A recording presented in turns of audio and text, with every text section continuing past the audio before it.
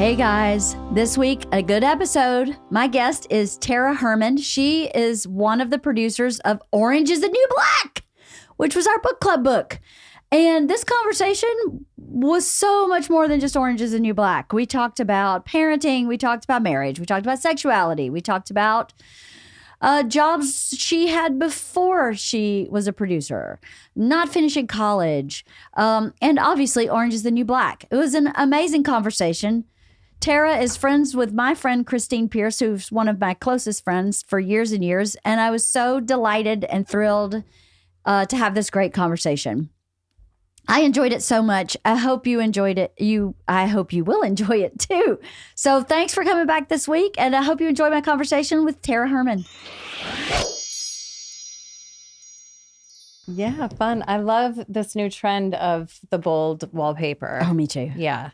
Me too. Yeah, well, yeah, you're a Southern girl, right? Yes. So that's very, yeah. I did a whole big thing in our entryway, like bold like this. Right. And I had to have a designer's opinion on it. Like, I don't think I would have chosen it myself. I'm more like neutral girl, you know? Yeah. But it's fun, isn't it? It is so fun. So fun. It's so fun. I love it. I was very shabby chic back when shabby chic was super popular. Yeah. And Bert and I started dating, and my whole house, I would live in an apartment by myself. Everything was super shabby chic. Yeah. I bought half the stuff from the Rose Bowl flea market, just like really, truly. And I remember him coming to my apartment going, "Wow, do you live with your grandmother?"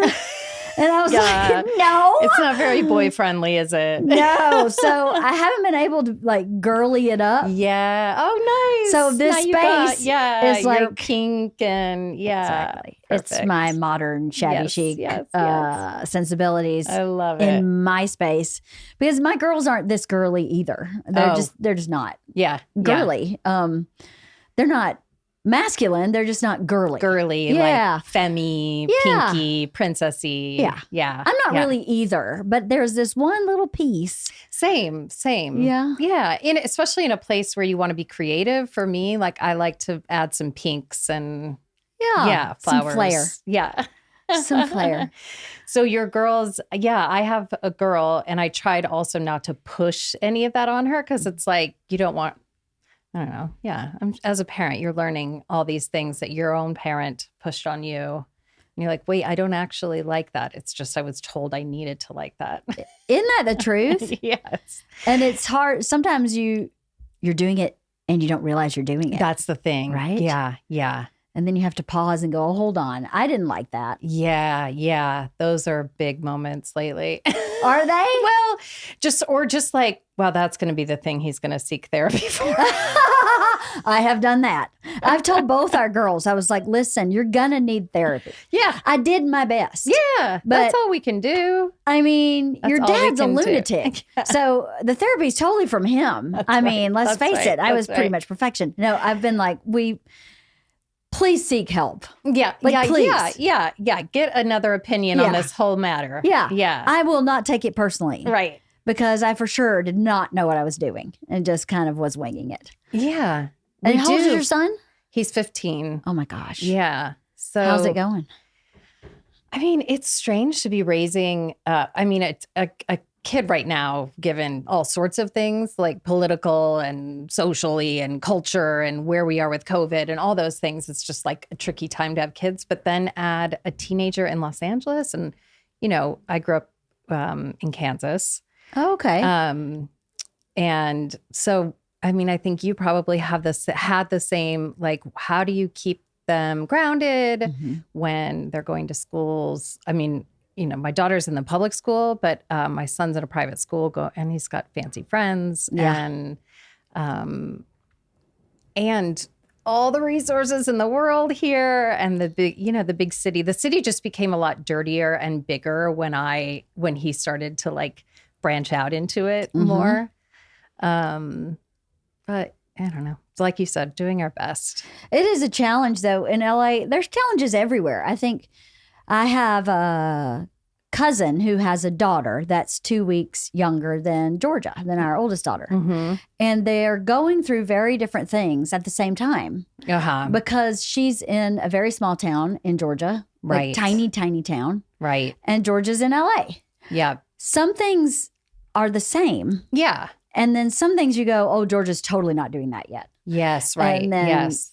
she's totally not doing what Georgia's doing. Yeah. Like it's interesting how environment affects some things, but not others. Totally. Like they both got tattoos. They're both freshmen in college. They both got tattoos. And I God, was that's like, never going to change, is it? no, I don't think so. And it doesn't matter where you are. That's funny. You know, tiny Georgia. Did you get a freshman year tattoo? I wanted one really bad. And every Yeah. time I went to get one, I was drunk and they wouldn't give me one. Oh, funny. So I You finally got kicked one out. when I was 23. Okay. Because I was sober and was sober at that moment and went, how about now? And then, okay. Fine. But yeah, I think it is kind of the thing. But then Wait, what is your tattoo? I'm curious. it's a sun. It's right here. Okay. It's right here. It's a sun. Okay. It was a black Cute. sun. Cute. I actually wanted a dragon Uh-huh. that started on the ball of my foot and wrapped around my entire foot Ooh. with a tail that wrapped around my I ankle. could see that being a 23-year-old wish. Right? Yes. Wanted it badly. Yeah. And the tattoo artist was like, we don't do feet or hands because the skin The on your feet. nerves. Yeah. No, the Oh. skin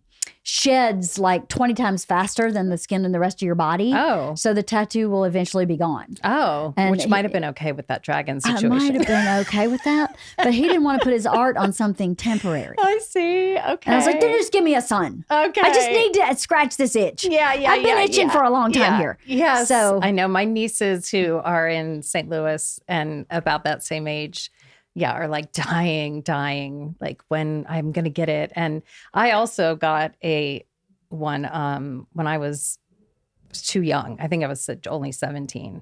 And it's right on the middle of my ass cheek, like not in, it's a weird place. I don't know. And then it's a 4-leaf clover with a shooting star through it, which is like also very 17 like. So I keep telling them I don't regret it. Yeah. It's definitely like a moment in time. Sure. You know, and thankfully not a lot of people can see it. If it was like, here or something, I think I would regret it probably. So Yeah. keep it somewhere Discreet. discreet. Yeah, I feel the same way. I don't regret mine. Yeah. If I got one today, it wouldn't be a black sun. No. Have But- you thought about getting another one? I have, and I don't think it goes with my brand. Like, I mean, not that you walk around branded, but I look at myself in the mirror. So I funny. went to dinner at a friend's house the other night.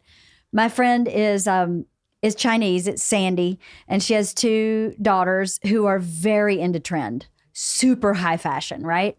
So I wore a very simple cashmere sweater that had like stripes across the chest, but it was blue, and then it had like red and yellow and whatever stripes. Yeah. And the youngest daughter, looks me up and down and goes, "That's on brand for you. That's very preppy.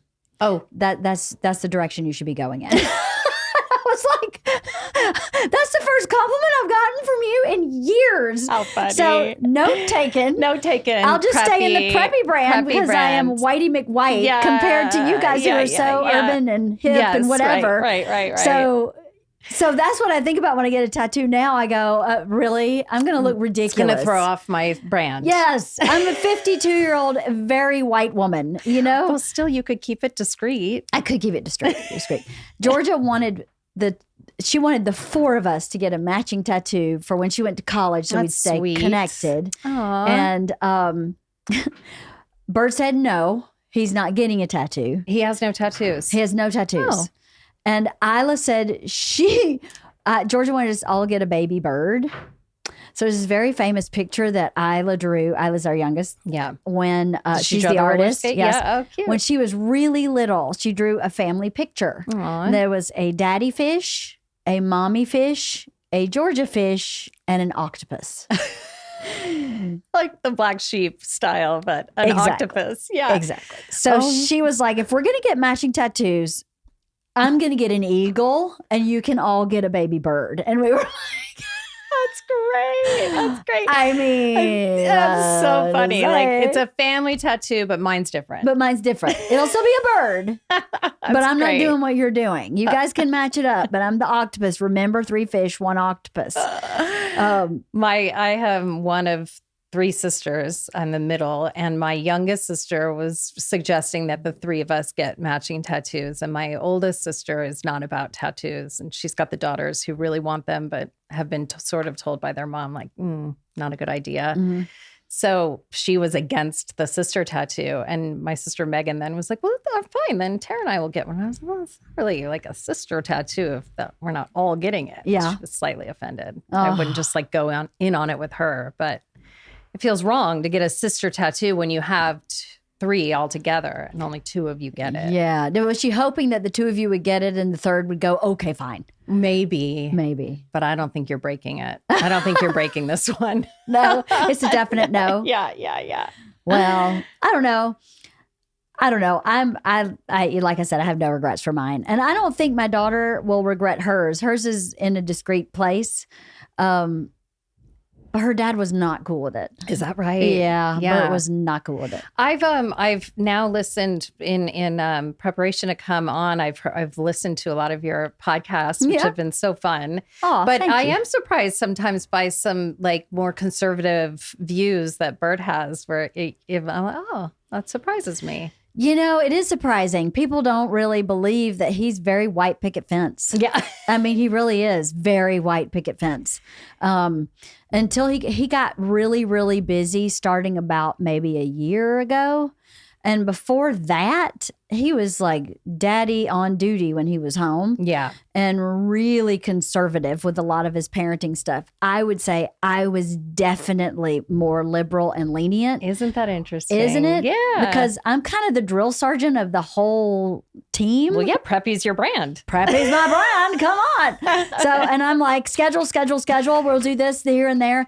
But, you know, as our then senior in the high school last year was going through the lying, the sneaking, and all that stuff. Ugh, that stuff. Some of it, I was really like, I understand what's happening, and we're just going to turn a blind eye to certain things. Yeah. Other deal breaker things, you know, lying to me about why you didn't take your shoes upstairs is very different than lying to me about where you are physically and if you're drinking, right? Right. The lie about the shoes is about you trying to be independent. Yeah. So is the other lie, but the other lie can cause harm to yourself or others. That's right. The shoes doesn't really matter. Yeah. So am I going to be a drill sergeant for everything? Right. No. Right. Yeah. But Bert would have preferred I be a drill sergeant to everything. And I'm like, then she's going to hate us. Like, and I don't care if she doesn't like me for something I do parenting, but there's no point in, listen, my mom forced me into one avenue. Yes, right. And the backlash of that is so much worse than letting the lie about the shoes slide. Well, you should have also told Bert, do you want me to be a drill sergeant on you about everything? Because I do pick my battles there. Good point. Yeah. I wish you'd been on my shoulder going, say this to him now, because boy, right? You're right. Yeah. He would hate funny. that. Yeah. And they're the same person. So is that right? Yeah. Isn't that funny how they sort of, I think my daughter is looking to be a little bit more like my husband, probably. Oh, A yeah? little more free-spirited. I don't know. We'll see. They're still forming. Yeah, totally. They're well, so tiny. are mine Yeah, at 16 I and know. 18. Yeah. Georgia's definitely figuring out who she is. She keeps calling me with stuff she's doing. She called one day and she goes, so what would you say if I shave my head? I'd say, I hope you have a good hat because it's cold where you are. So you're going to be cold. And she goes, so it wouldn't make you mad? And I went, it's just hair. It's going to grow back. This is so interesting you bring this up because my daughter, she's 8, and she, this past Halloween, wanted to be 11 from Stranger Things. Uh-huh. And she wanted to shave her head to do it. And That's commitment. I was kind of like, okay. I kind of thought, like, if you can shave your head when you're 8, you can do anything. Yeah. Like there is such a tie, especially for women, to our hair and, you know, what it means and reflects and all that. I just thought like I wanted to let her do it and be badass. And then as it got closer, my husband started to kind of like speak up about, I don't know if I'm into this. I don't know if I support it. And when he was first talking about it, it was coming across as like, because it won't be attractive. Mm-hmm. And I'm like, then it won't be. Like, why Right. is our hair? And by the way, my husband is bald. Like, and he also has all this emotional tie to hair. He lost his, so that sucks. No choice. You had no choice. Yeah. And so we kind of went back and forth. And then ultimately I have this hairdresser who she moved too far away. So I don't see her anymore, but I always like trusted her. And she cut my daughter's hair growing when she was like toddler. So I reached out to her, like, what would you do? And she said, honestly, I feel like 8 is a little too young to make that choice because it lasts a long time. I mean, a fully shaved head is not going to grow back for a long time. And she might live to regret it. And is that like something that at 8 you need to, you know, as the parent, I think you can still like save her from that like regret. Right. So we ended up compromising with like a side shave that is covered, Right. just because she wanted to get that like badass thing out. Yeah. And then, you know, now it's grown out, you know, like ½ inch. And I'm saying to her, like, your whole head would have been this. And she thinks she would have been okay with it. And still, so we decided we'd let her do it at 11 if she wants to still do it. Right. And we made the point, like, Millie Bobby Brown got paid a lot of money to shave her head. Yeah, right. Nobody's paying you. Right. That's really cool, though. It's cool that you called for advice. Yeah. Good advice. She gave you good advice. Yeah, yeah. I think she said too, and this made a lot of sense, for better or worse, culturally, there could have been a lot of assumptions like, is she transgender? Is she, you know? Yeah.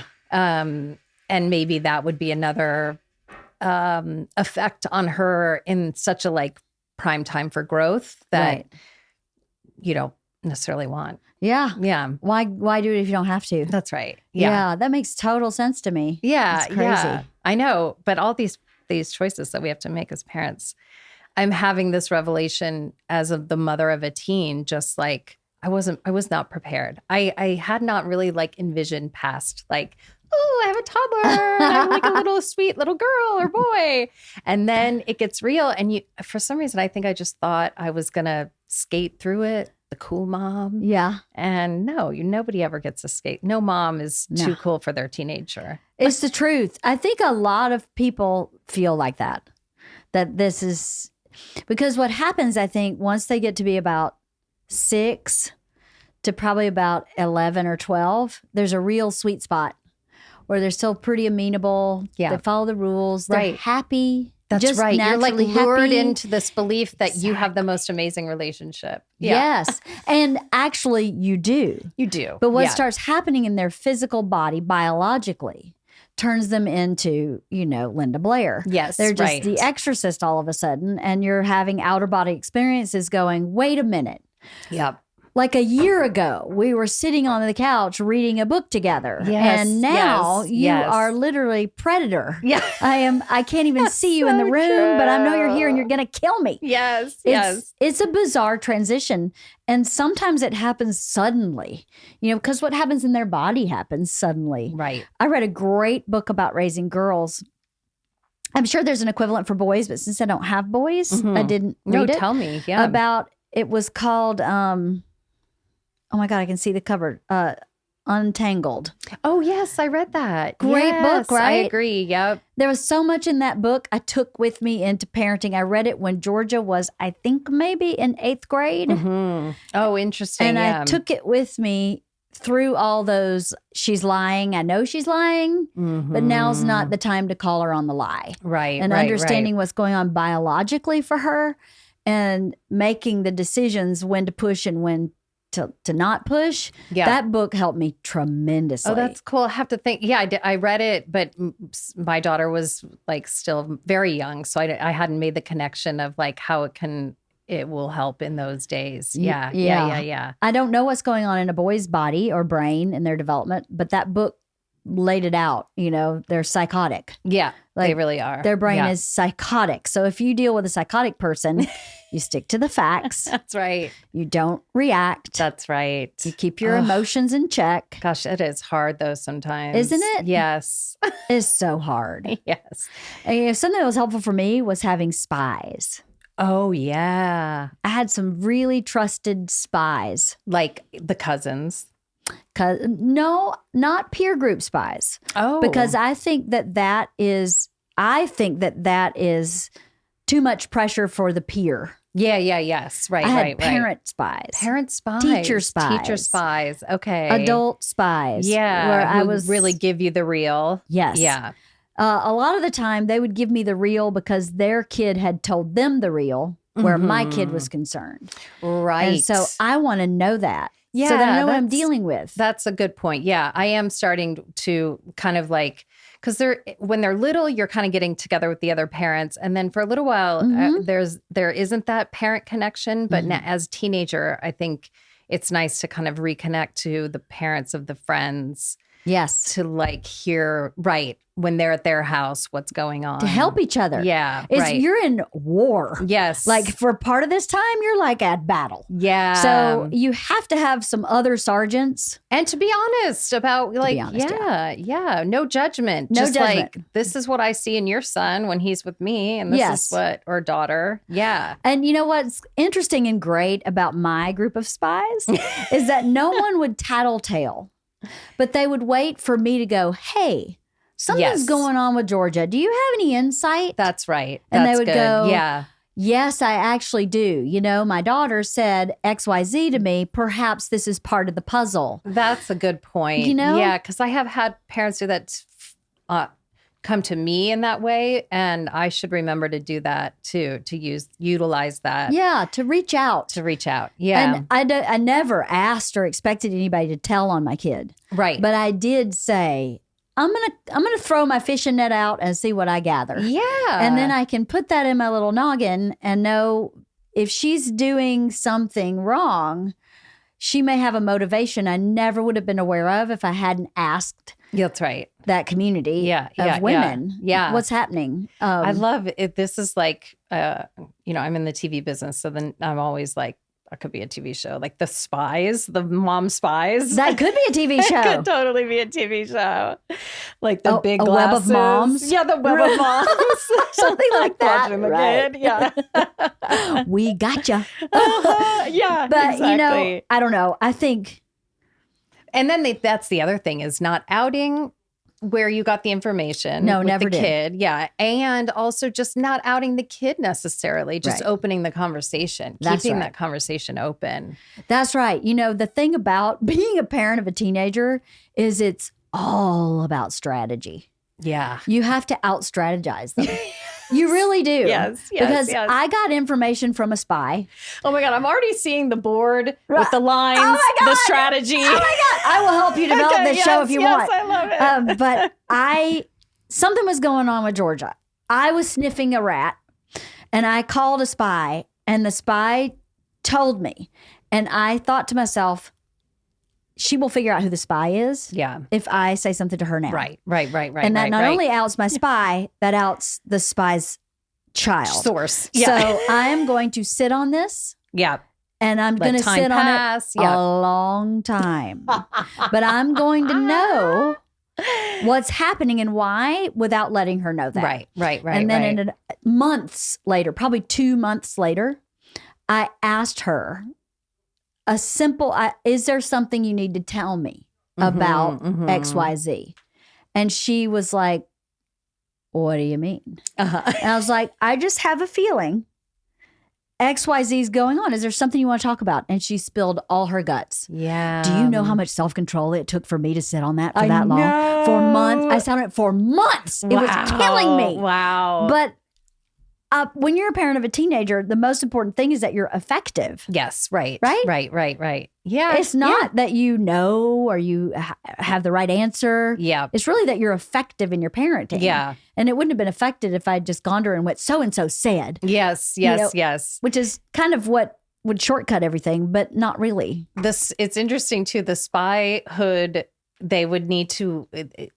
There's a difference, I think, between spying on girls and spying on boys because the girls, well, we are girls. We come from girls. So we know like where you're able to sit on it, she's also able to like, it's a more of a like coming at it from both sides where boys are a little more just like straightforward and easier to catch, quite honestly. I bet. And probably easier to address. Yeah. Because they don't react to it emotionally. Yeah. They can be more of a direct, right? As much. As much. Yeah. That's changing though. Like, we're conditioning them a little differently now. Hopefully. I think so. Yeah. What's it like having a boy? Well, I also have a husband who is not too far away from your husband in terms of just like a giant boy. Yeah. Yeah. A 9-year-old teenager. Is what I say. Yes. Yeah. And I mean, I think generally I've heard you talk about this too, just the way that boys and girls, male, female, are wired already creates like a difference. So I guess, I don't know. You're right. Emotionally, I think living now, he understands how to appeal to my emotions in like a manipulative way. Your son or your husband? Son. Okay. And maybe my husband. What do you mean in a manipulative way? Well, what do you mean? Like, to get out of something, there will be more of like I'm trying to like come up with a specific, but like a pull on my heartstrings kind of a thing that will make me like go, oh, he's fine. It's all fine. I'll forget about it. I'll forgive him. Yes. Like, yes. You see, Mom, have you been stressed at work or something? Like we'll kind of frame the conversation and then throws me. That's great. Sort of great. Yeah. But also, just the notion of teenager out there, the drugs, the drinking, and the baby making. Like the three things that I don't think it ever changes. Parents are like, I don't just make good choices, make good choices, make good choices. And, we laid a great foundation. We just hope he's out there making good choices. That's all you can do. That's all you can do. And that's not worry. all you can do.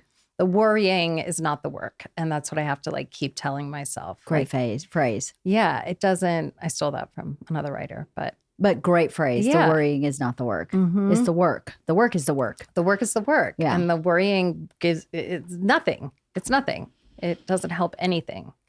It's so funny. I'm going to tell that to Bert because I don't worry about my kids.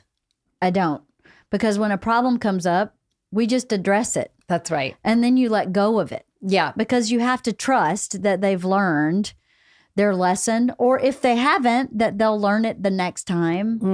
And you can't force them to not live their life. You know what I mean? And that's true in parenting, and also in like, that's what makes a good producer in the television world is like not worrying. It's just like when a problem arises, I'm going to tackle it.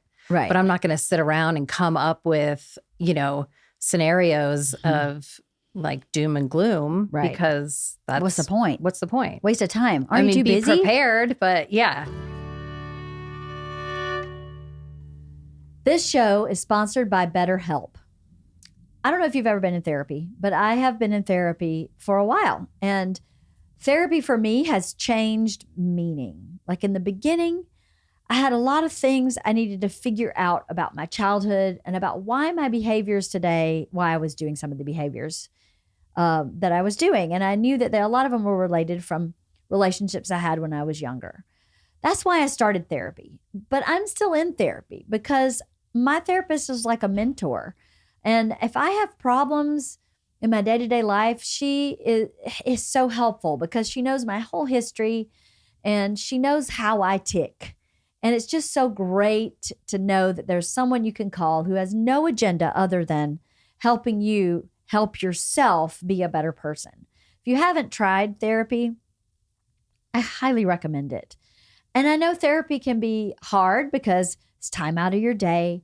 You got to go from office to office looking to find the right person for you. And that can be kind of prohibitive. It can be discouraging for sure. But BetterHelp is a place where it eliminates some of that for you in that you take a questionnaire and they place you with therapists that are geared to help you with whatever you want to work on. If you have some serious mental health problems or if you're just kind of stuck in life, therapy can be, or if you're just kind of stuck in life, therapy can be helpful for any of those things. So take the questionnaire. And you know what? If you don't like the therapist you've been paired with, you can switch. You can switch for free. It's super easy. And I mean, why not try something to improve yourself if you're feeling like you need that help? Discover your potential with BetterHelp. Visit betterhelp.com/wife today to get 10% off your first month. That's BetterHelp, HELP.com/wife. BetterHelp. I mean, why not get help if you need it? BetterHelp.com/wife. Yeah, Let's talk exactly. about your career. Yeah. This is why I invited you here anyway. But Well, I love talking about people stuff. I do too. I love life. do too. You're so lovely. How come I've never met you? I know. You know, we'd have to ask Christine. So we have a friend in common, Christine, who I went to school with from middle school, high school, and then we both had like just a blip of a college. Wait, I think I met experience. you at her wedding. I didn't go to her wedding, but I did. No? I think there was a dinner like years and years, 10 years ago. And I know Bert was there. So I'm not sure if you were there or not. It was like a Probably. birthday dinner for Christine down in the marina and her parents were there. I think I was there. Yeah. Okay. So, but Anyway, once. whatever. Yeah. Yes. Yeah. So we're, probably about the same age. I came out like Christine. I was asked to leave Kansas University. Actually, I don't know if Christine actually was asked to leave, but Asked to leave? Why? Well, I didn't go back to my classes after like midterms of my freshman year. I just, I don't know. At the time, look, it's all turned out for the best. Yeah, it was totally. the right choice. But at the time, I didn't graduate from college. So, but I carried a chip on my shoulder for a long time about it. Like I just didn't feel like I measured up then to a lot of other people, and sort of like, I know I wasn't like broadcasting that I didn't finish college.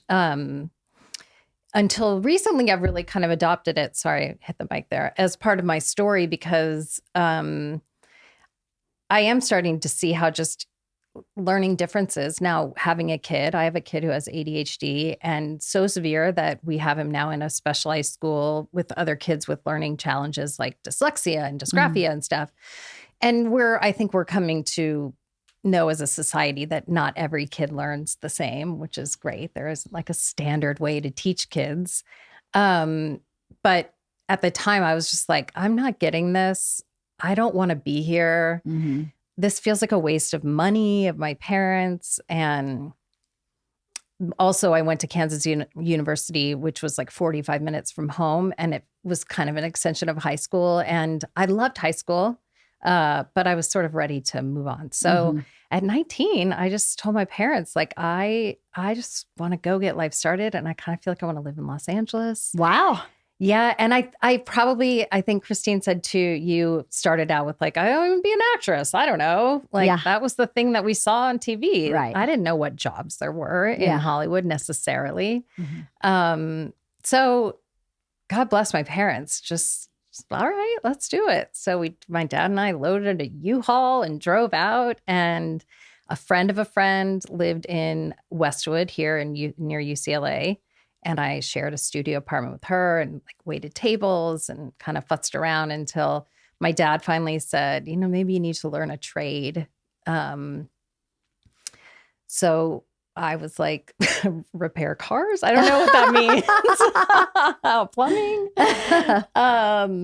But then I, realized that like the unions here are a thing. Yeah. And like, what job could I possibly latch into that doesn't need a college degree right away?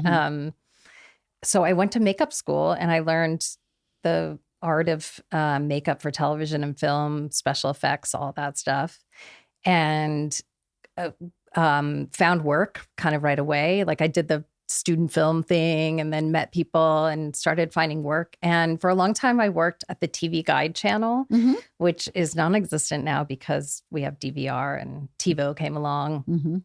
But at the time, it was like on the bottom, it scrolled what was on TV. And on the top, there were people reporting from red carpet events, but also in studio. So I did their makeup. And it was great. And then because of technology, that went away. And then I was forced to kind of like, once again, like, is this what I really want to be doing now that I'm here? And I've seen sort of all the roles. I was mostly connecting with the producers on set or the writers. And so a friend of mine who was a screenwriter, and these connections that you make early life, like his girlfriend, now wife, was my good friend that I met waiting tables. And they're still my great friends today. And Amazing. bless him, he urged me to like give it a shot. And I literally would like read how to write a script books and just started writing back then. Now it's all about writing an original spec for people to read, but it's like write an episode of Friends. So I did that, and an episode of King of Queens. I don't know if you know that show. Yes, I do. Yeah. Yes. And then, you know, started just assisting and moving through development stuff. And then eventually fell into the world of Jenji Kohan, who was the creator of Weeds, and then went on to do Orange is the New Black. And there was just a creative connection there. And she tapped me into a lot of different roles. So I really got to see the inner workings of the whole production from with Orange was the book and pitching it and telling it and then developing it and outlining it and then hiring a writer's room and I mean all of it to air. And then I stayed with it all 7 seasons. It's funny, I listened to the book the book club episode of your podcast, and you said something about like, I wish I had my phone and I could like play the snippet, but you're like, yeah, I watched the first season and then I watched the second. No, we're all done with that. Oh no, sorry. I know, sorry. Oh, First season I was in, second season I was like, I can't do it. Yeah, that's I it. can't do it. I can't do it anymore. I think I may have some ADHD also. It's fine. No, I'm totally kidding. Of course. Yes, I mean, listen, it's subjective. The art is subjective. It is. Well, if that clip really offended you, you wouldn't be here. That's right. That's right. No, of course it didn't offend me. No. I just thought it was funny because I was listening and like, oh my God, that's great. Shit. Who is this woman? Never What I mind. loved about, and what's interesting about all the things that you went on to talk about with the book, where you felt like you wanted to know more about like the prison industrial complex stuff. So we did get into that in the later seasons. I should go back and watch it again then. Maybe. I totally now will. knowing. Yeah. We really got, we went to some really cool places. I'm really proud of, it was such an opportunity to be able to, we talk about like hide the broccoli in like discussing politics or any sort of like deep rooted philosophy, religion, those things. Like you don't want to be outright with your opinion on TV because it's a broad cast of characters coming from all different lives. And I think that's what people were attracted to about the show. And that's definitely what Jenji was attracted to about the book was you met Piper, but then all those women that populated her world. And what we got to do on the show was then like flashback even further into all those characters' lives and how they got there and the choices they made that resulted in, and often what we learned from Piper, the real Piper, is that it was for the benefit of a man, the choices that they made that landed them in prison. For all of those women? Not all of them, but that was sort of a like recurring theme. Yeah. Answered the phone at a thing, or I mean, they were like small infractions that led to big charges. Wow. Yeah. Well, I'll have to go back and watch the other seasons. You know, it's so funny. I've been my youngest daughter and I have started watching series together, and we watched Game of Thrones. Okay, together. see, I've never done that one. Oh, you love it?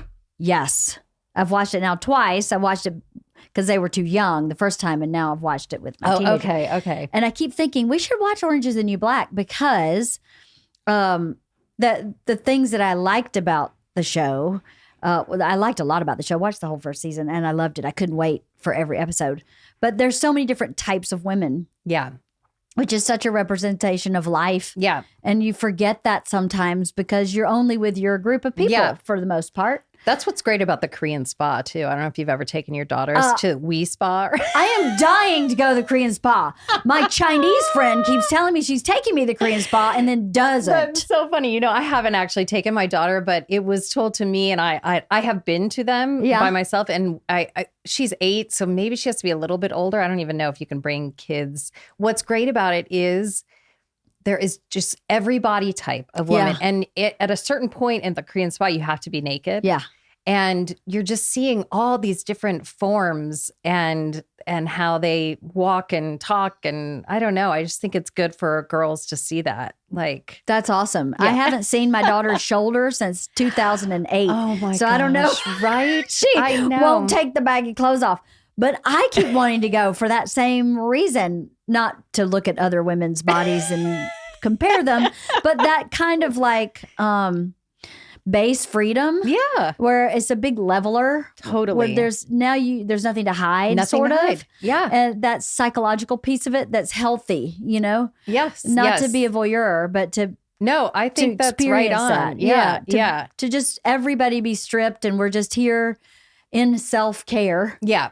Together. Well, maybe we should go together. I'll go with you anytime. Can we get Christine to go? Does that start to get weird though, a little bit? To think of like seeing you totally naked and like in the hot tub, and I don't know. Why? I don't know. Well, what's wrong with a naked woman's body at 52? Nothing. No, nothing.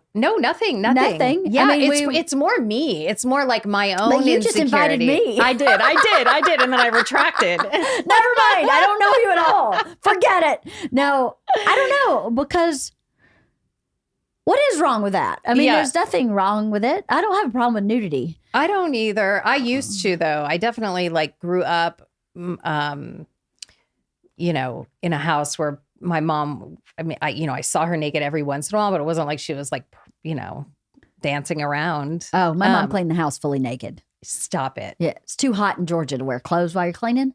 And she would clean the house fully naked. Not even panties. I'm talking naked. Naked as a jaybird. Positions you have to get in to clean a shower. It's bad. It's not comfortable. For an 8, 9, 10-year-old, not comfortable. But the end result, what's so funny is I obviously don't walk around my house naked. I have children. I don't. I do. See? Well, I do sometimes. Sometimes, but you're not like not cleaning. like my mom, Yeah. right? But they've seen me naked for sure. They stopped seeing Bert naked at a certain age because they're girls, and we felt that was appropriate. Like, okay, now it's awkward. Yeah. Now you got to put some pants on. So I kind of adopted that. Yeah. Just because I felt like we should be on the same page. Yeah, that makes sense. Right? You're so right. I don't want to be naked and he be restricted. I didn't think that was very fair. I totally get that. Yeah. But when I travel with him for work, I am never with clothes on in a hotel room. Yes. I'm like, I don't sleep with clothes. I'm walking around and I'm like, I'm actually okay with my nudity. I just don't want to impose it on my kids. That's good. And because I've asked healthy. their dad not to impose his nudity on them, so we're all on the same page. Yeah. But I feel like when I'm an empty nester, don't ring my doorbell randomly. I may be totally interesting. Okay. Because, it's an interesting question. I think a lot of people, especially in America, have a big problem with nudity. I was shy. I was a bit shy even when I met my husband. Like dating, I was a little like taking the sheet with me into the bathroom kind of style, where he grew up with a mom who, like scared him in the shower, like that kind of thing. Yeah. And both of them not afraid to be naked. Yeah. And his sisters, it to an extreme level, like bordering inappropriate probably. But I think that's created a healthy thing for me because his openness with it like helped me be much more open. Yeah. Like now he's seen, with the pregnancies and having babies and a little bit of everything. I mean, right. That part's really scary for men. I would imagine it's really scary to watch.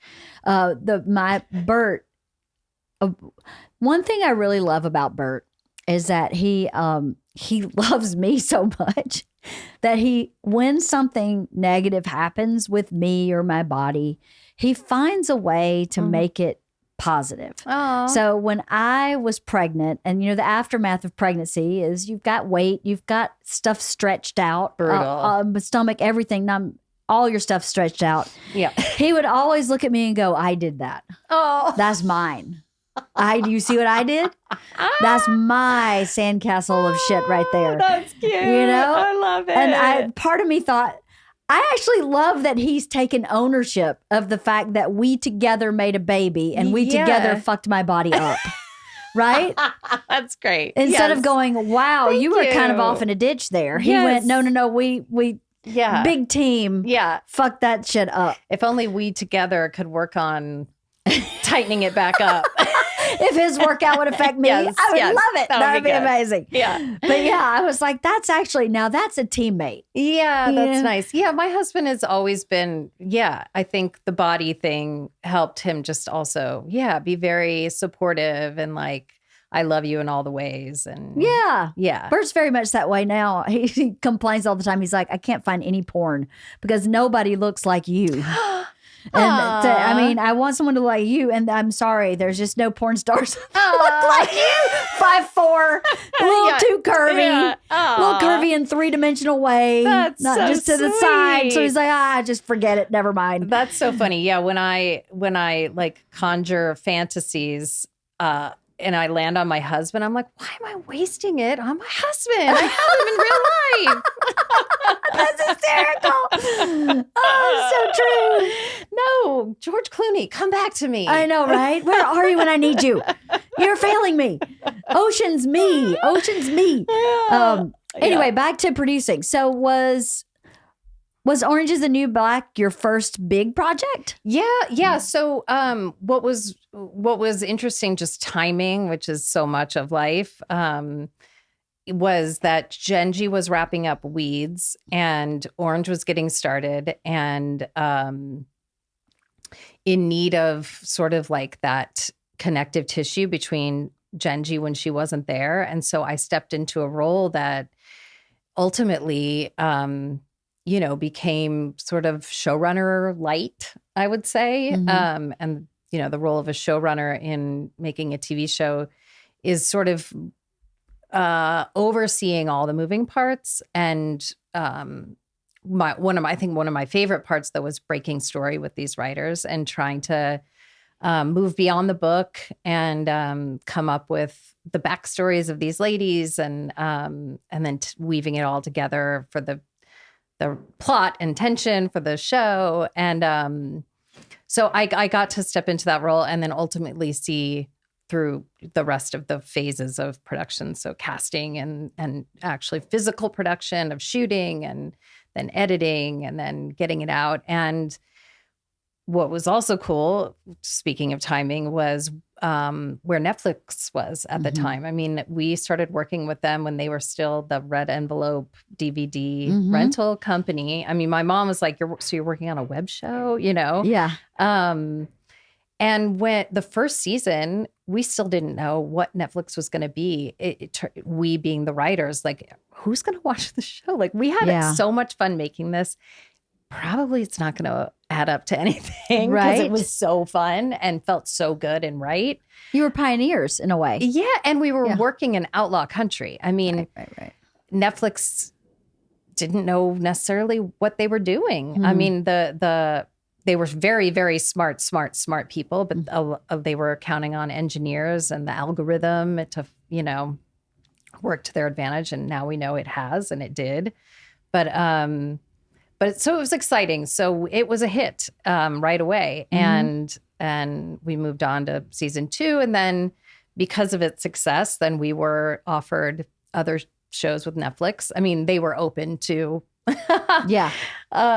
more. So Genji invited me into her world as a producing partner, and we developed then Glow. Glow's with great. her. Yeah, Glow.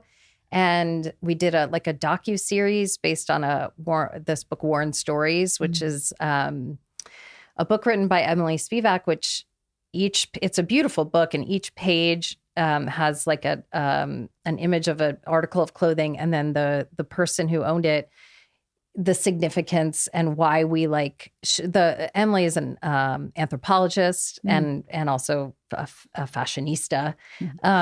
So why we hold on to clothes. Some of them was like, I got married in this shirt, or it is a cultural significance to where I'm from, or it's the band shirt that I lost my virginity in, or, and then the way kind of clothes can travel in life. Anyway, that was fun. Totally different form of telling stories, which was cool. We had another show, Teenage Bounty Hunters, which that's one that maybe you should watch with your kids. It was supposed to be called Slutty Teenage Bounty Hunters. Why'd they drop the slutty? I can't say exactly why, because I don't know the inner workings of Netflix, but it felt like they just needed to pull the punch that the term slutty was going to be too controversial, just in terms of like slut shaming, and it was shocking, honestly, coming just from where we had come with them. And they were sort of like balls out, take no risks. And they still are. I don't mean to say it was an interesting choice. We weren't sure. We couldn't kind of follow the reasoning, but what we were told was, and they are, numbers driven there, and you're not going to find your audience. People are not going to come to this show with that title. Wow, that's interesting. I think that's not that I know. What do I know? That sounds very short-sighted. I think so too, because it would have grabbed me. Well, what's Teenage interesting? Bounty Hunters, slutty Teenage Bounty Hunters. I'm in. Exactly. These girls, because to me, slutty is a type of empowerment. I think so too. I mean, that people may not agree with that, but I think it's a type of empowerment, being sexually curious. Yes. I think we would have drawn those people. I think we would have probably drawn people that were coming to possibly see sexy teenagers. Yeah, right. And hey, why not? The good and the bad. A number's a number. Yeah, number's a number. Just saying. So we, at the time, we were staffing another show. And so when you staff a TV show, you read scripts from writers who want to staff on it. And we read this script. So it was a writer's sample. Right. And when you saw that on the title page, Slutty Teenage Bounty Hunters, I was like, already I'm in, and it was great. So Genji and I were like, we should just make this show. Right. We also staffed that writer, Kathleen Jordan, on the show we were working on, American Princess. But, and then we made that show, and it's super fun. It's two Southern sisters, and they kind of are dealing with, they're teenagers. They're kind of like wrestling with religion and their like horny vibes. Right. And those teenagers. Two things don't go together in the South. They don't. They don't. And probably the other reason people turn it off was we have one of the girls using scripture to like defend the fact that she's losing her virginity. Oh my God. In the opening scene. But it's a lot of fun. I think you should check it out. I will check that out, because I think I might know who those girls are from personal experience. Exactly. That's so cool. And it's not even religion, but it's also just like female conditioning in society of, look, at that time too, like we're just these like crazy, horny, confused. I don't know. We should be talking more about it and not shutting it into a closet. I agree. I definitely was a horny teenager in high school, and I definitely had the sense that was not okay. That's right. Right. But, that's something with my own kids. I go, I don't want them to ever feel like sex is bad. Right. It's just is only unsafe where disease is concerned. That's right. Or pregnancy. That's right. If you don't want it. Other than that, you should freaking have it. Have it. Once you're a certain age. Seek pleasure from it. Like and that's seek the pleasure other from it. Yes. key is like 100%. Yeah. Because it is awesome. It's awesome when it's safe and right and feels good. It should feel good. Yes. Like that's the other, you want to empower them to like get off. Yes. 100%. And know when it feels not good, Yeah. that you're not in the right place. That's right. That's all. And we all make those mistakes. Yeah, totally. I've hooked up with guys where I was like, well, that was a mistake. That's right. But I was horny and, this was where I was. This is what I was doing. Yeah. And I learned now from that. And it's like taking a bunch of jobs before you fall into your career. Like you got to feel out a few things to know what you're really into. Yes. Or feel it up. Yeah. Feel it out or up, whatever's appropriate. Yeah. Yeah, you do. I mean, you do. And it should be fun. But society and especially religion in the South, makes it very, very sinful. Yes. And to connect it with sin is it's just, I'm sorry for the religious people listening. I think it's really wrong. I think it's harmful. It's harmful. It is harmful because if God made you in his likeness, as the Bible says, then why did God make it so pleasurable to have sex? I'm sorry, it can't be to procreate. That's right. We're going to make this amazing thing, but only when you want to get pregnant. Come on. Yeah. Why did he make Oreos? Just for your birthday? No. He ate Oreos for whenever. Now, you shouldn't indulge in Oreos to make yourself fat. It's hard not to, though. But, I mean, come on. I just don't understand how or why. I guess, why was it written like that back when it was written? That's what I keep thinking must have been like some kind of birth control. Yeah, the fear of God. That's pretty good birth control. Yeah. There had to be some reason behind it that, because I think religion in a lot of ways was used to control people. Yeah. And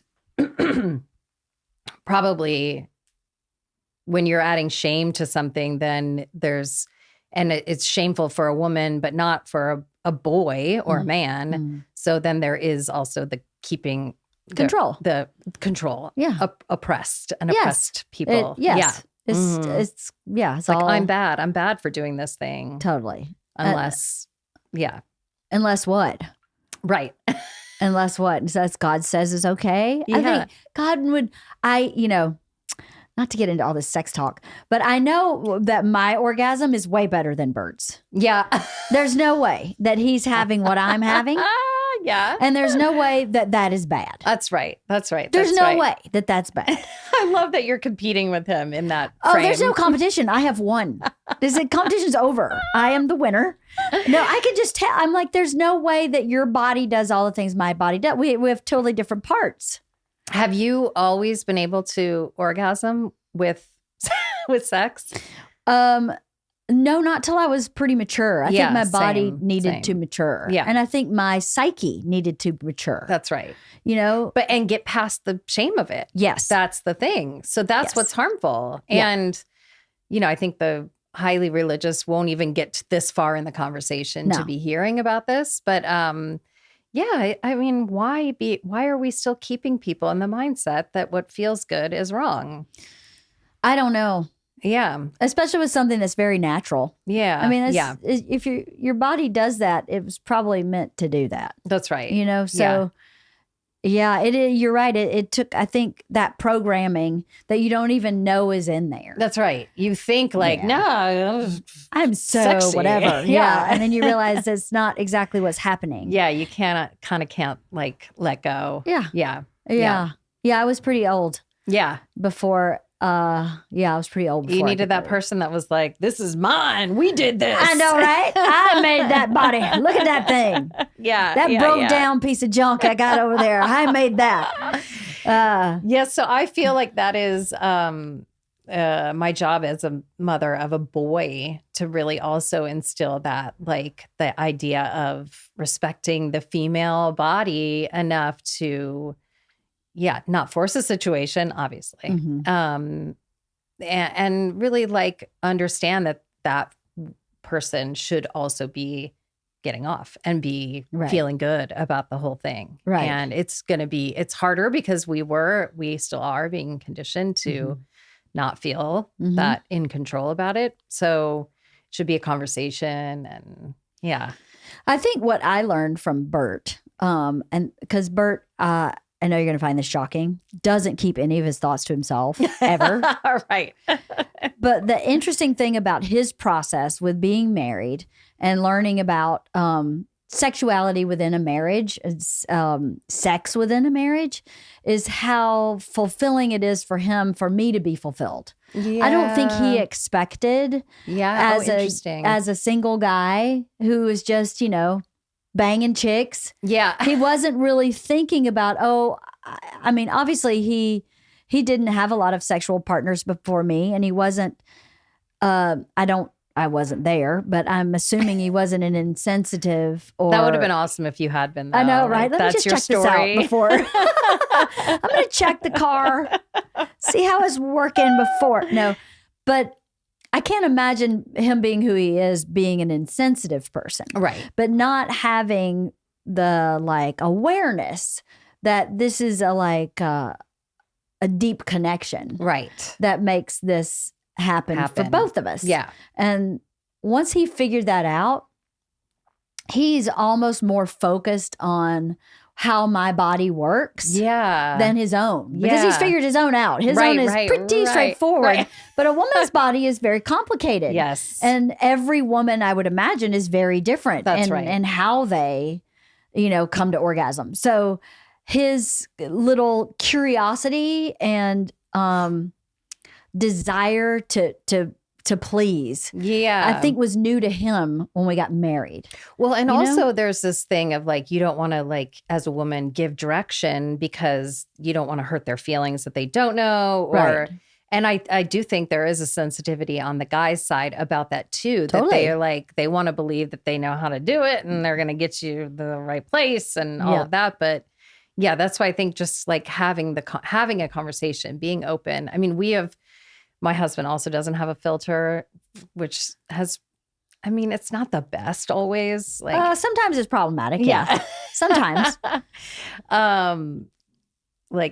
The word cock is used often in my house. Yeah. I'm I don't know if that's the anatomical correct way to be saying this.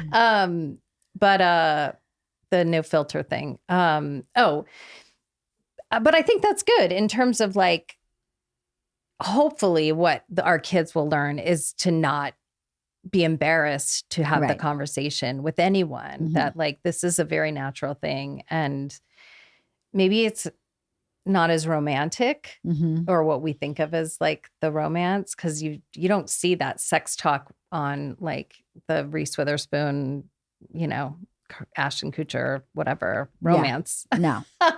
No, it just works. It just works. Yes. And then suddenly they're just having great, amazing sex. Yes. Not it's not realistic. It's not. It's not really how it works. Yeah. No. And I think especially for a boy to understand.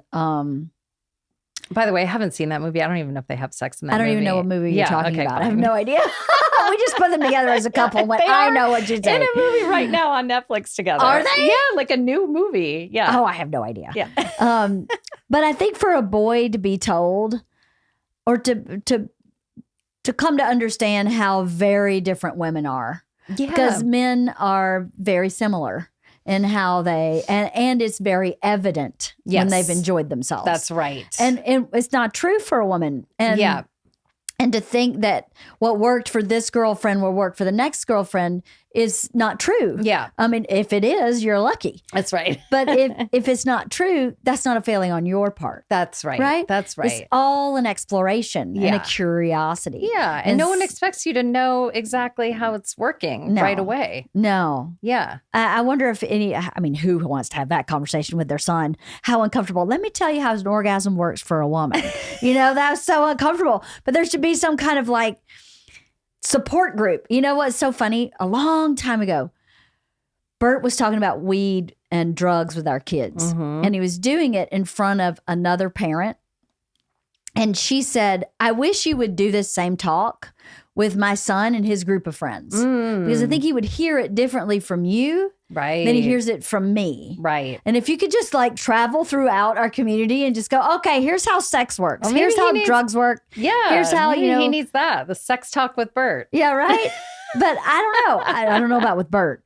But I thought to myself, that's really actually kind of smart. How do you do that? How do you have that kind of spy?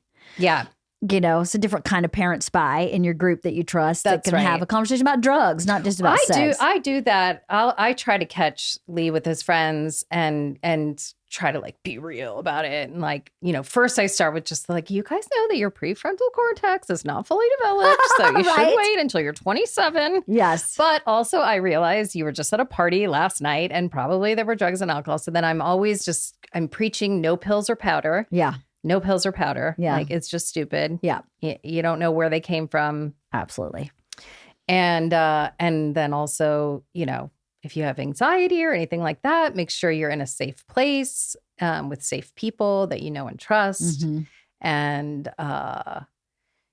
if you ever like are out of your mind, don't go anywhere. Yeah. Like stay in the place that you're in because moving somewhere else is only going to like make a worse situation. Yes. So I do. Yeah. I try to like, I'm sure that Lee is annoyed that I'm doing it, but you don't know if these boys are getting that conversation or if the parents are as open or well, they hear it differently. Yeah. Yeah. Mm-hmm. Totally. They hear it differently when it's not from mom and dad. Yes. Yeah.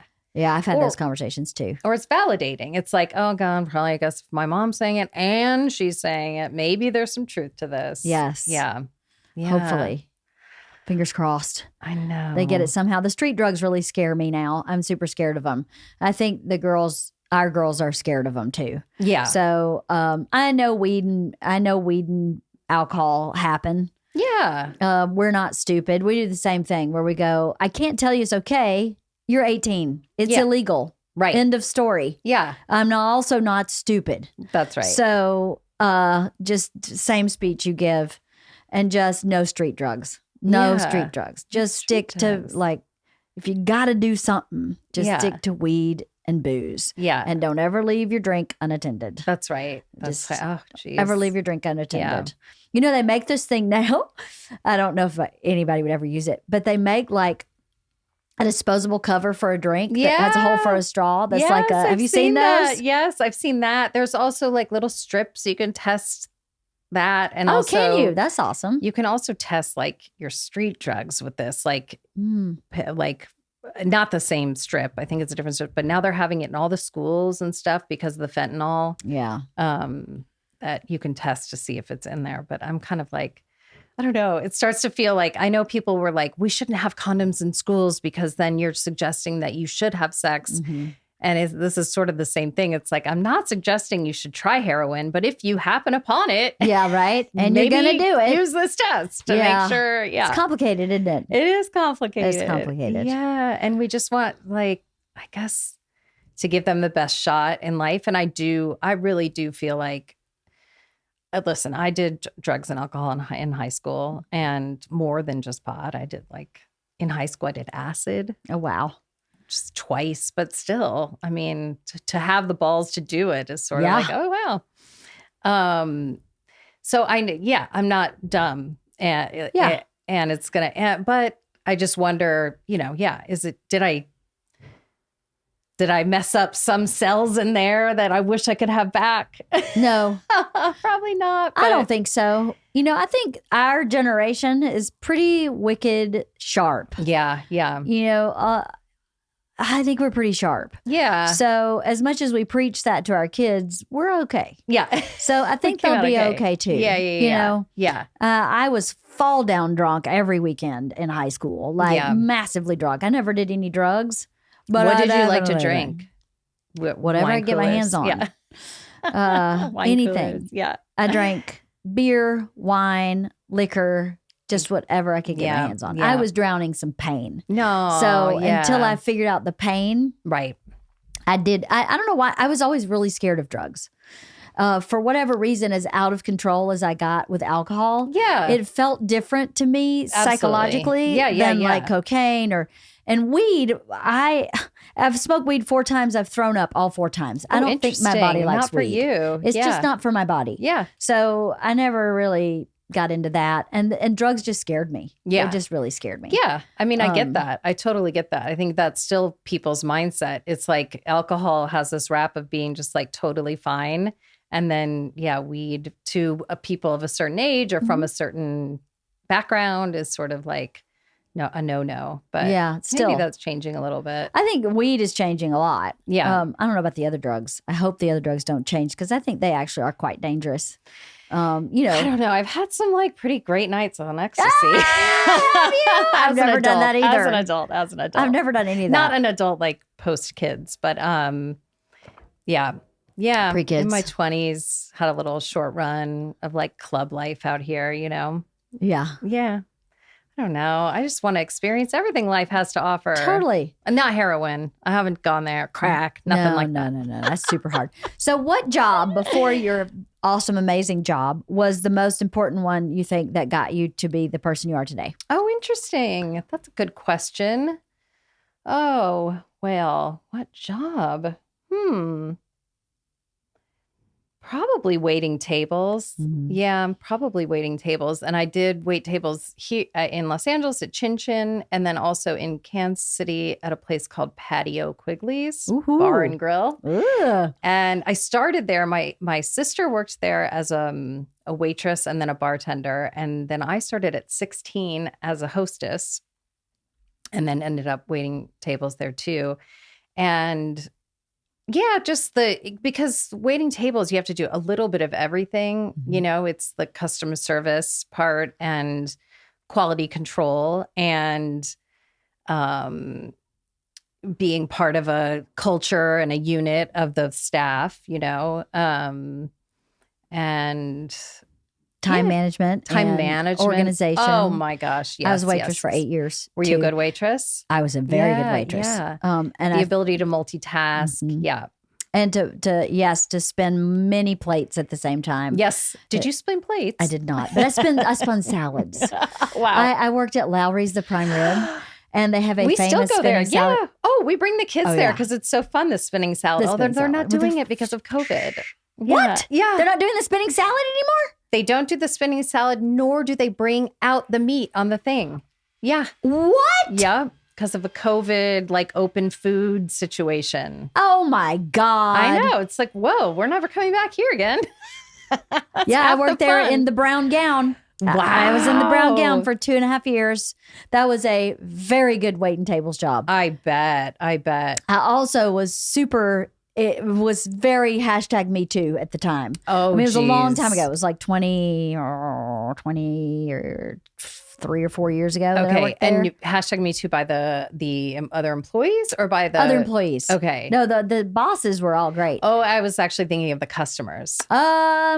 I mean, that outfit not so might much. I don't some, remember yeah. that, but like the carvers who ran the carts, you know, I'd have to give them a hug to get served. Oh, geez. And shit like that. Yeah. Sorry, Lowry's the prime rib. That was my experience. No, still love it. We love it. I'll eat their food. I eat there all the time. I still go there. I'm sure they don't do that anymore, especially if they're not using the carver carts. But yeah, I'd be like, hey, you go, hey, I'm ready for a carve on table 4 or whatever. Yeah, and he would go fourth hug? in line. And I'd go fourth.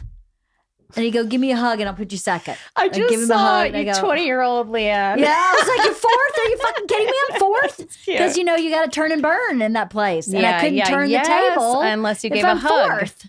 So I give him a hug, I get second, and I turn my table. Wow. Yeah. Jeez. Pretty shitty. I love, I'm sorry. I don't mean to negate your experience, but it is funny that your hashtag Me Too is a hug. Well, I got other Me Too's too, but that one at that restaurant was a hug. I mean, you know what he wanted in the hug. Yeah, I know. I know. He wanted full frontal like, hug. push on. Yeah. He wanted it all contact in there, hug. So whatever. Oh my gosh. But yeah, I think waiting tables taught me. I was going to ask, is that your also? I think probably most formative job. That and I managed an apartment building for 10 years. I started with 1 and ended with 3. Yeah, I've heard you talk about that. That seems intense. It was really intense. And what that job taught me was how to be a boss, which is different than as a waitress. You're not really a boss. You're part of a machine, sort of. Right. Whereas with that job, I was a boss. You had to be in control. You had to let others believe you were in control. Yeah. I had to project manage. Right. Which was a little different than waitressing. Yeah. Delegate. And Yes. And I had to, treat my tenants in ways that I personally as a person wouldn't have treated them. Like I had to treat them better. Then I would treat them. I'd be like, what the fuck are you knocking on my door at 4 a.m? Yes. Hello. Yes, I had to be nice. Yeah. So it taught me like how to measure myself and keep yourself in check and keep myself in check and to be a boss and to be professional in that way. Yeah. I still kind of have a hard time, I guess, in that role or given that authority or that people look to me for that. Like I have often been told that I'm a good leader, or people will say like, introduce me as their boss. And I'm always like, no, we work together. Like I'm a little uncomfortable with the idea that I'm leading.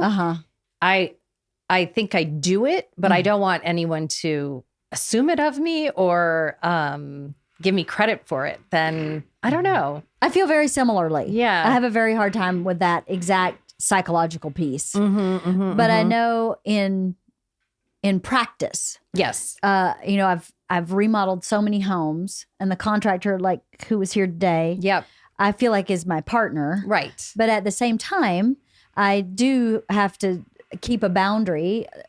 He's been amazing. I've had no issues with Ami at all, but in other jobs with other people, like I was at the beach, our house at the beach had a flood, and I was managing like 4 or 5 different vendors at one time. And to hold a boundary with them and to like fix a schedule and say, no, actually, this is how we're going to do it. Right.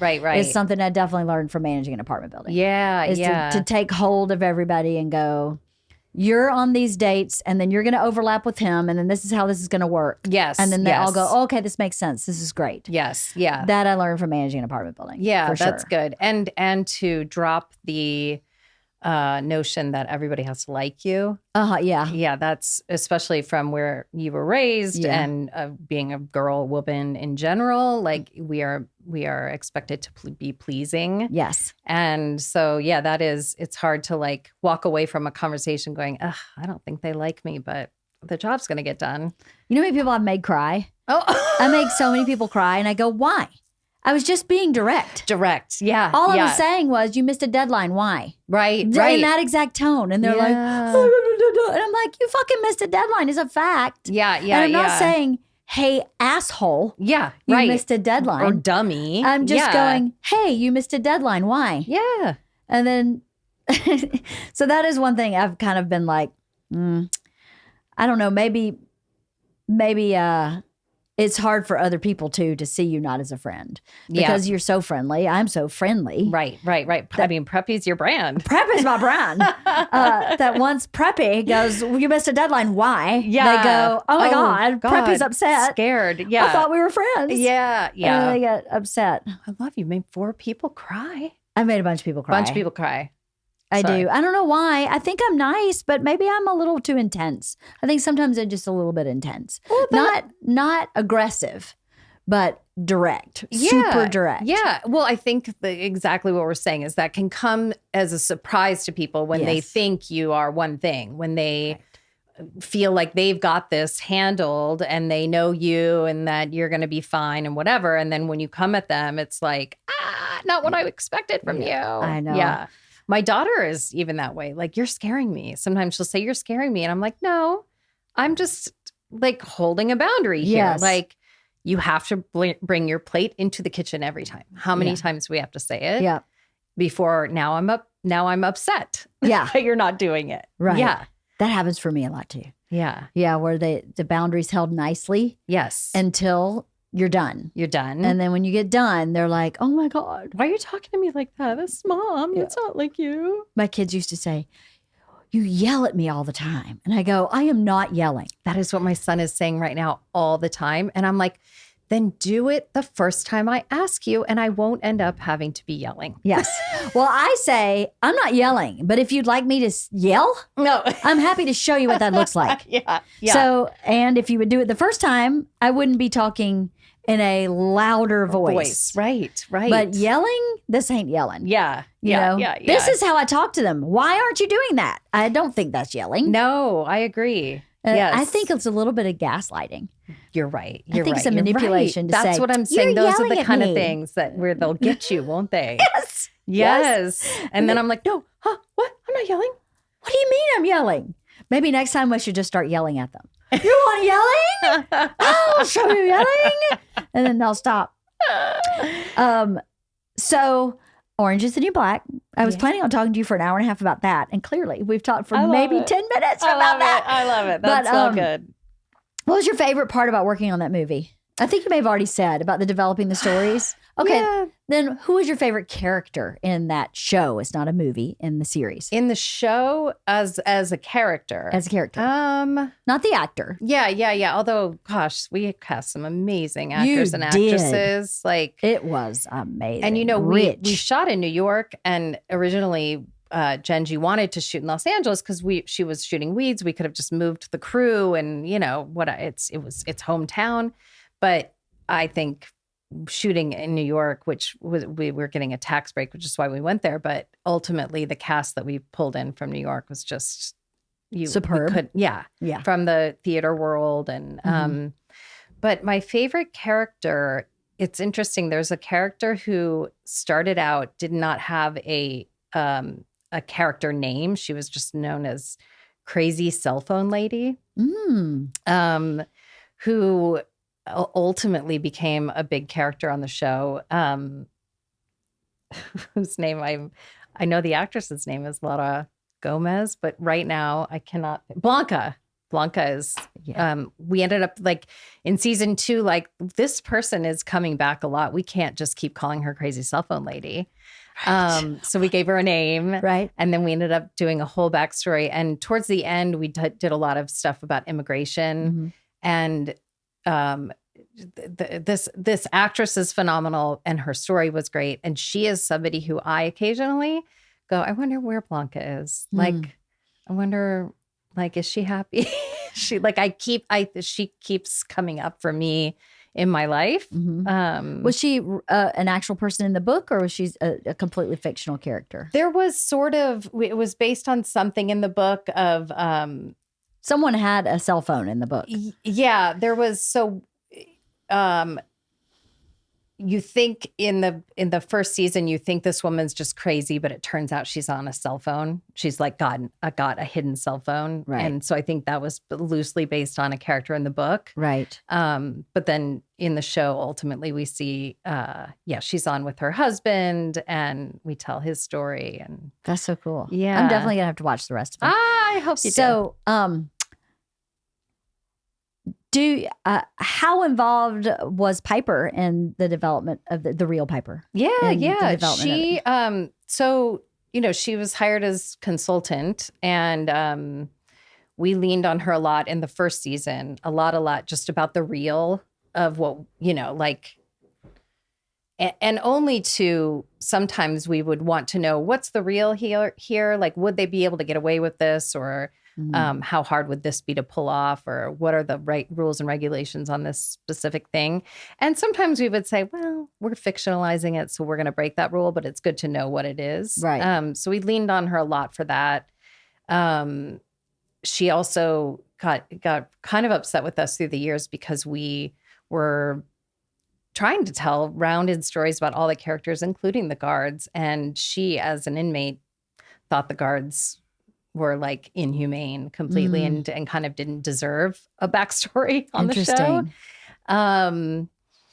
So yeah, she was like, no, you're humanizing them too much. These people are evil. It's like, well, they're also just doing a job. I mean, yeah. And they are human. And they come also from a place and a line of conditioning, and who knows, whatever. I liked that part of the show, like going home with the guards and seeing like what that life is like. And then, through the years, she still would chime in here and there, but not as much as that first season, really driving home. And we went out to Chino Women's Prison here. And which was crazy because we arrived, first of all, it was all like, we all showed up and we were wearing basically the same outfit. We were told not to wear like dead and blue, which is the color of their uniforms, or orange, so that we weren't mistaken as we were walking around. But anything else was fine. And we all were wearing like sort of drab, like army green and like khaki and like bad shoes. Like we didn't want to appear like we were happy. Like nobody was wearing like yellow or pink or anything. Right. And when we arrived, it was a medium security prison, and they call it camp, and it does feel kind of like a campus, like a lot of outdoor business because it was in California too. And we were all like, this isn't so bad. Like, I don't know.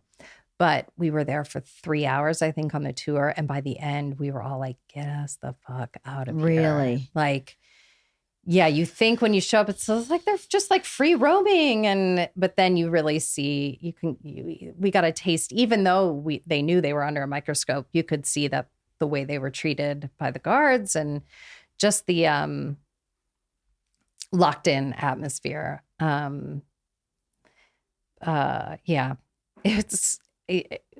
We had many revelations on the show just about how the prison system works. But in season 2, one of our writers had this moment where she stopped the room and she was like, you guys, I'm really just having this epiphany of like, we put humans in cages.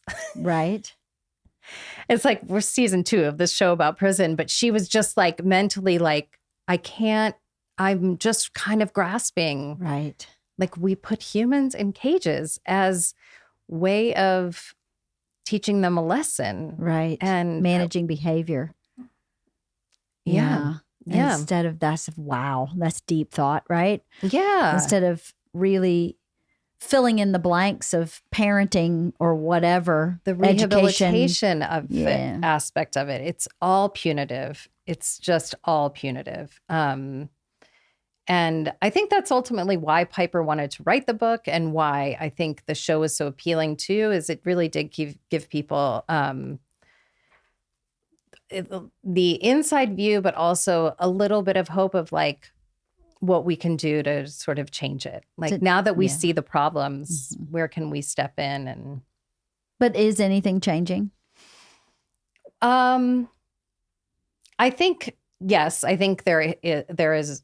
We have a lot more to do, but there is definitely like a perspective now. Not just our show, but we're doing a lot of shows about the judicial system and prisons and all of that. I think probably they're feeling the pressure, but there is still the privatization of prisons, and so the corporate angle of it is scary. I don't know. I think we're changing as much as anything's changing in the world. Like there's always that like good and bad. I think with more attention, there's got to be some good, and in enlisting more people. One thing I'm super duper proud of from the show is we managed in the last season to tell us, well, actually the last 2 seasons, we continued a story that towards the end of the last season, I brought to the room this idea of a story of one of our inmates starting this from prison, starting this like a microloan situation where, pennies go into this thing, and then it can go back to people who are getting out of prison and give them a little help getting started. And then I said, and we should do it, and we should really do it as us. And so I worked with Lionsgate and Netflix and some other legal resources, and now living on what's the website where it's like a donation? I can't think of it right now, but I'll think of it later. But it's called the Poussey Washington Fund, which was based on a character on the show. And basically you can donate, and at the last frame of the last season, it comes up to where you can donate. And then we selected like, I think 7 different causes dealing with immigration and prison rights and women's rights in general, where the money filters down. And I go on the site still today, and money is still trickling in because the show lives on this site that, people are still finding and getting to the end and going, I want to give $5. Yeah. That's amazing. Yeah, I thought that was pretty cool. That's great. What's it called, Halston? It's on GoFundMe. GoFundMe. It's got Got half it. a million Whoa. donations already. It's Charlie. I just got chills of like, we're officially Charlie's Angels. Oh my God. That's my Charlie's Angels box. Oh my God. That's what I said. Halston used to be in the room with me, and I was like, maybe we need a Charlie's Angels box. So they found one and made it work. So Halston can talk to us. It. I love it. You're an angel now. I love it. An angel also because you created that nonprofit. Or created that avenue of Give. Yes. Yeah, GoFundMe. And it's called GoFundMe. what on GoFundMe? The Poussey Washington Fund. So Poussey Washington was a character on the show played by Samira Wiley, who is now on Handmaid's Tale, and awesome. We are still good friends, and I won't give it away, but It's on there for her. yeah, Got it. yeah. What do you think your biggest takeaway from working on that project is? Like in terms of prison or just in general? Just whatever In comes to general. mind. Yeah. Well, I think what was really exciting was talking about sexuality on that show, like Piper, the real Piper, and the one that played Piper on TV. We're interested in women sexually. She's fluid. Fluid, yes. And pre that term Yeah. being a thing. Yeah. We really talked about that and that notion. And I think that could sort of awaken something in me too, of just not being so linear in that thinking, and allowing for, my husband, strange as he is and as like masculine, like in terms of just like his look, and he was a jock and but also like loves a handsome man and talks about another man's calves and, Yeah. and that like the appreciation of all the forms. And so as a parent too, and as just like a member of society too, not that I ever judged, but just like, just be more open also to people changing their minds and, not being so locked into one pattern of thinking. Specifically for this show, for me, when it came to sexuality, I mean, also a bazillion other things, but Right. that was when you asked that. That's what popped came to mind. Yeah. Interesting, because I think, my parents divorced when I was 7, and my mom moved me to a predominantly gay part of Atlanta. She was not gay, but she thought, I'm an only child. I'm a girl. Where are you going to be safe? Interesting. Bunch of gay men. They're going to adore her. They will love her, and they will not touch her. Okay. So that's where I grew up for part of my childhood, from about 7 to 11. That's where we lived. Is that area in Atlanta still populated by a gay community? I don't think so. I think Atlanta, I mean, that was 1977. Right. So in the 70s, in the South, being gay was not awesome. No. And so they kind of lived in one spot so that they could relax. What an interesting choice for your mom, and it's very like forward thinking and Very forward thinking. Yeah. It's kind of maybe the only place she was ever forward thinking was there.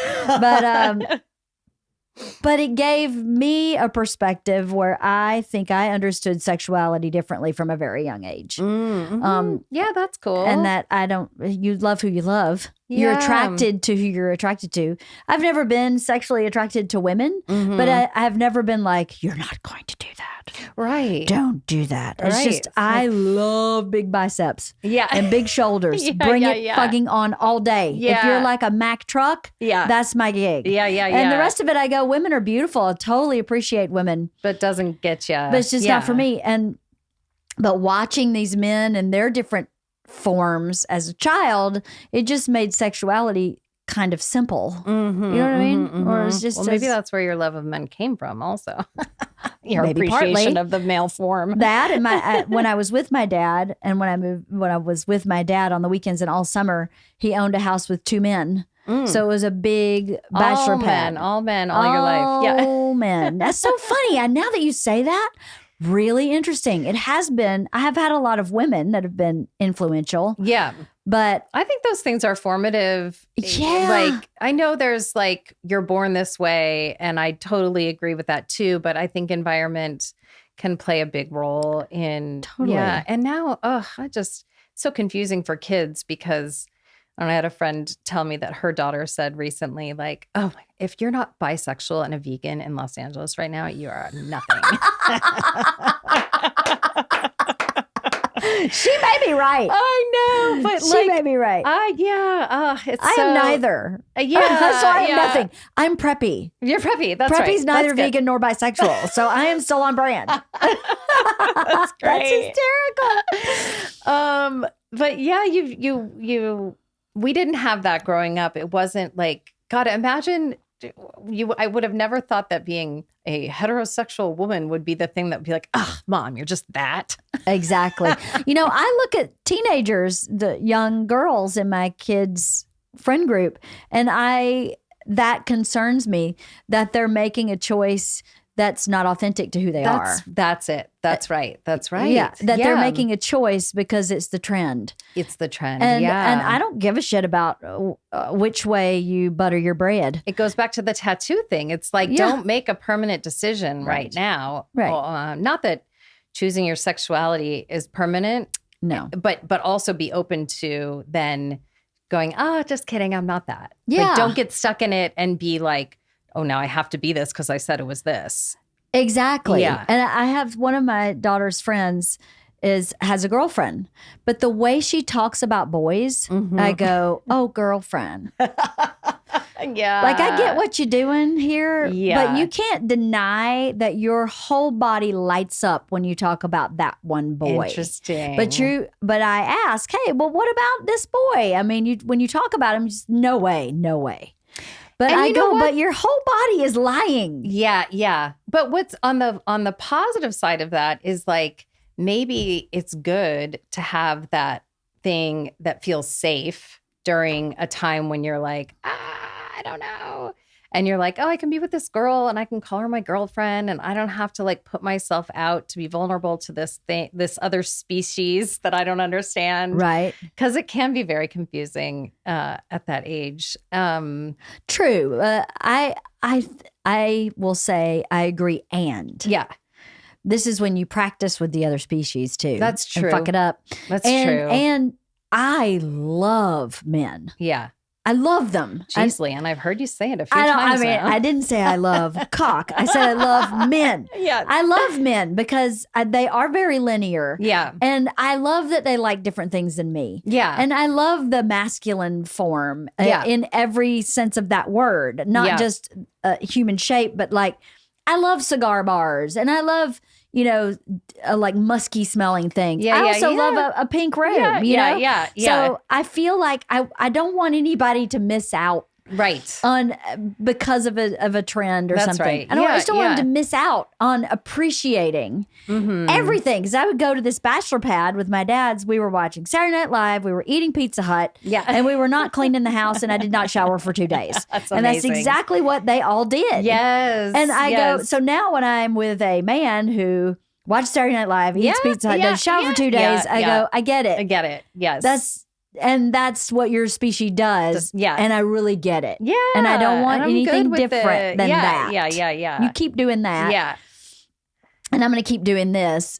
And we're okay together. We're okay together. Yeah. So that's the one thing I just don't want girls to not want to learn. Yeah. You know what I mean? Well, I'm trying too with both of my kids also to not put so much pressure on having to partner up in general. Right. To like, this is weird, but I never really had a best friend. And Right. part of it was because I never wanted the pressure of claiming that one person. Right. And like getting stuck with that, or I don't know.